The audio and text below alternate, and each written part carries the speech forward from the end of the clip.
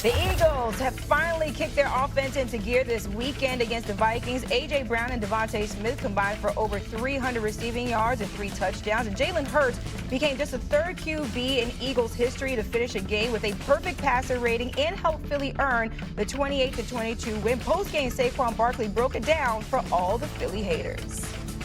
The only thing that matters is winning football games. And however it looks, like, people, I don't get it. Like, people get caught up in how winning looks. Like, winning is supposed to be our team versus their team, and we have more points than them when the clock is at 0. And if it's Jalen dropping back 75% of the time, if that's what it takes, that's what it takes. If it's us running the ball 75%, that's what it takes, is what it takes. Like, obviously, you would love some type of balance. We all would love, he have 200, he have 200, I have 200, blah, blah, blah, blah. It's not the reality. It's not, this isn't Sims. This isn't Madden. This is real life. So, whatever it looks like, that's the only thing that matters. Whatever it looks like to win the football game, that's what we're going to keep doing. Saquon Barkley making it clear right there that the only thing that matters is getting in that win column. Drew, I'll start with you. I know you called that Eagles offense vanilla a couple of weeks ago, but it's too much being made about the Eagles offensive struggles. Look, it is about winning. And I'll be honest, I'm shocked that they're 5-2 based on how they've played. They are a middle-of-the-pack offense, and they're a middle-of-the-pack defense right now. And I think, shockingly, statistically, they are the 30th ranked rushing offense in the league. Thank you. Would you have ever thought that the Philadelphia Eagles, with the best back in football and one of the best dual-threat quarterbacks in football, one of the best O-lines in football, would be the 30th ranked rush defense? And they've got 2 of the most explosive receivers in the league. Here's what I see when I turn on the Philly tape.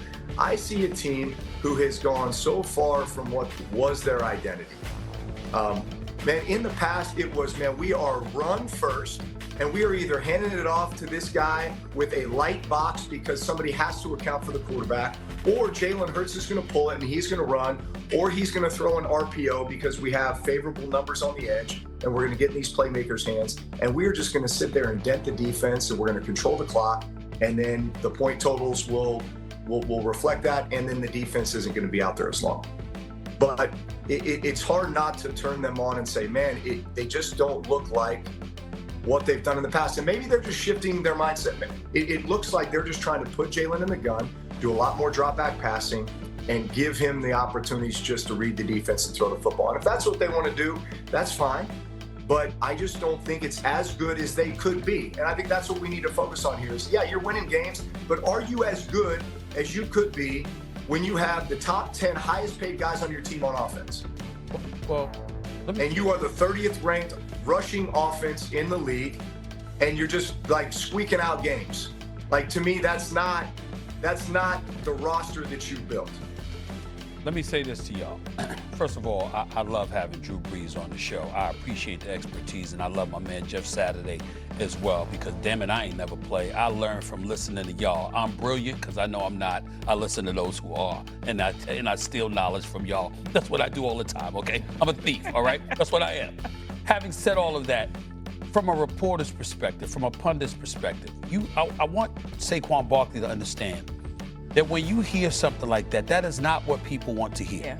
And let me tell you why, Drew, that matters. And let me tell you why, Jeff, that matters so much. You rushed for 2,005 yards last year. Right. What you're doing this year, the average running back can do. You ain't average. You're Saquon Barkley. And so I understand that winning is important. But you know what one of my favorite saying is, Drew, you don't know this, but you're about to learn. One of my favorite saying is, don't let it be you. Don't let it be you. Make sure that when we're looking at struggles, make sure that when we're looking at a lack of production, make sure that when we're looking at things that may derail, our objective in terms of winning a championship, we ain't looking at you and saying that's the reason why. Now, we know there's more that goes into it. You got to block for the man. We get that. Yeah. You got to throw the football effectively. You got to have a balanced attack. Last game against Minnesota, they ran the ball 23 times. They threw the ball 23 times. We get it. In games where Devontae Smith and A.J. Brown have scored a touchdown, the Eagles are undefeated 12-0. We get all of that, right? But when we look at the reigning defending Super Bowl champions, we know that doesn't happen last year if Saquon Barkley doesn't have the kind of season that he had, if he doesn't instill the kind of fear in the opposition that he instilled in them. Nobody's expecting a back-to-back 2,000-yard season. But we don't expect you to be rushing for 2,005 yards and then halfway through the season, damn near, you're on pace to rush for 900. Right. We don't expect that kind of precipitous drop-off. And when you're not acknowledging that there's a drop-off, and that's alarming, and that's something that we got to fix, I don't like that.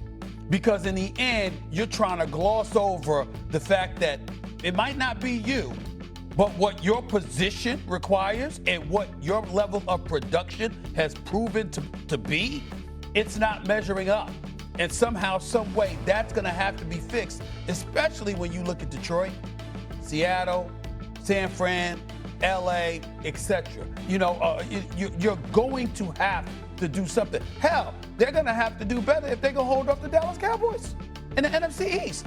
That's just a fact. Yeah, I would say this. This, to me, is a very similar conversation that I had for the entire season last year about the Kansas City Chiefs.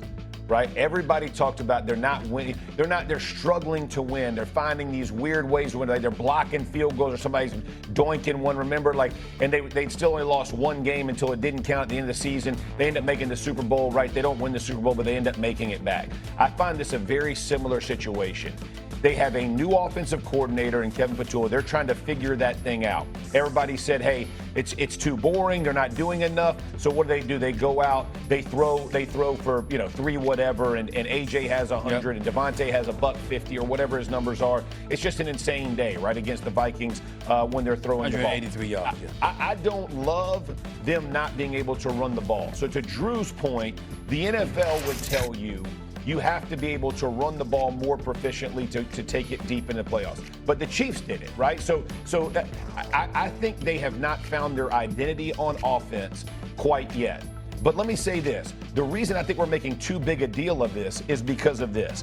They have beaten the Cowboys. They have beaten the Chiefs. They have beaten the Rams. They beat the Bucs. They beat the Vikings. All good teams, right? Now they lose to the Giants, on a Thursday night, bad loss, and they lose to the Broncos in a tight one against Denver, who I think is a very good football team.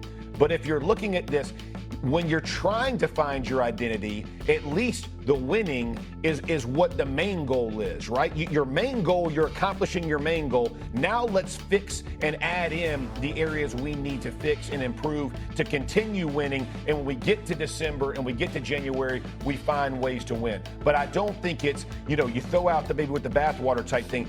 The main point of our game is to win. And if Andy Reid and Kansas City can do it this way and still find their way back to the Super Bowl, I don't doubt that Nick Sirianni and the Eagles can do the same. I just think it's going to take them time to find their full identity on offense and get this thing humming the way it was last year. Drew, real quick, last word on that. The other thing to add is that the run, if you want, I understand if you started the season saying, hey, we need to get more out of the pass game. We want to get more opportunities out of the pass game. It doesn't mean that you just get up there and call more pass plays. Right. Because the run game is and the threat of the run game and the fear around what you can do in the run game is what sets up the pass game. That's right. And so to me, they will have more opportunities in the pass game to get it to these playmakers, get more favorable matchups, and get more out of the play action game if they can run the ball better. And can I say this? Yeah. The one thing I love what Drew said earlier on was about the shotgun thing. And I get it. Like teams go, they have this idea about this gun run, all this. It helps the rhythm of your run game can be helped tremendously by just going under center. Yeah. And I know that's not it's not popular. Nobody does it anymore, right? Like high schools don't do it much, colleges don't do it. I'm just saying for offensive line, for running backs, it just helps you a lot. And right now, the one thing I would say that Drew emphasized that I really like is at some point, let's go play big boy ball. And let's do, if you feel like we need to find because you can change the way people can align to you and do things, because the back is actually, the quarterback's back is getting turned to the defense. That does matter. Now, maybe Kevin Patullo doesn't want to do that. I don't really know, but I know this. As a guy who played in this league a long time, I was all about when we're under center. Like, it just matters for our run game and the productivity of play.